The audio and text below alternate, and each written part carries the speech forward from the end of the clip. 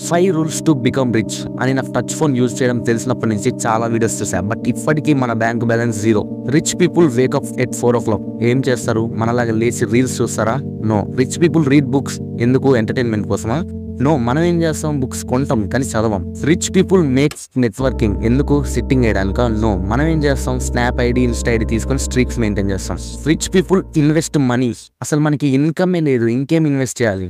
Indians need to invest money అంట. Indians just 7% ఇన్వెస్టర్సే ఉన్నారంట. Indians కి ఫస్ట్ ఇన్వెస్ట్మెంట్ మైండ్ సెట్ లేదంట. ఫస్ట్ ఇండియన్స్ కి ఇన్కమే లేదు. ఇన్కమ్ ఎర్న్ చేయాలనే ఆలోచన కూడా లేదు. వారెన్ బఫెట్ 11 years ఉన్నప్పటి నుంచి ఇన్వెస్ట్మెంట్ ఛార్జ్ చేశాడంట. మనకి ఇప్పటికీ డీమార్ట్ అకౌంట్ ఎలా క్రియేట్ చేయాలో తెలీదు. ఎస్ఐపి అంటే ఏంటో తెలీదు. మ్యూచువల్ ఫండ్స్ అంటే ఏంటో తెలీదు. స్టాక్స్ అంటే ఏంటో కూడా తెలీదు. మన చిన్నప్పటి నుంచి ఇలాంటి మోటివేషన్స్ వీడియోస్ చూసి అవి కూడా ఒక ఎంటర్టైన్మెంట్ వీడియోస్ లాగా అయిపోయాయి. Rich dad poor dad book కొంటే రిచ్ అవుతా అనుకున్నా. బట్ దాంట్లో ఉన్న ఫిలాసఫీ లైఫ్ కి అప్లై చేస్తే రిచ్ అవుతారు అని అర్థం చేసుకోలేకపోయా. అయినా మనం ఎందుకు రిచ్ అవుతాం? ఇంట్లో 20,000 రూపాయలు జాబ్ వస్తే చాలు నాన్న అని చెప్తారు.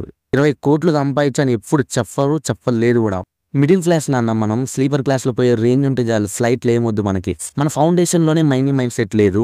మనకి ఎందుకు వస్తుంది? మనకి అసలు అవసరాలు ఎక్కువ కాబట్టి మనీ ఎర్న్ చేయాలనుకుంటున్నాం. సో ఈ motivational videos, how to earn money, how to become rich అనేవి ఆర్గానిజం లాంటివి.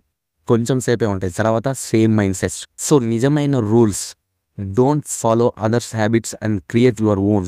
రిచ్ పీపుల్ రూల్స్ అండ్ హ్యాబిట్స్ని ఫాలో అవ్వరు, వాళ్ళులా ఉంటారు. సో ఫస్ట్ మన గోల్ ఏంటి, సెకండ్ మన రిసోర్సెస్ ఏంటి, third consistency, fourth consistency, fifth consistency. మనకి లేనిదే కన్సిస్టెన్సీ.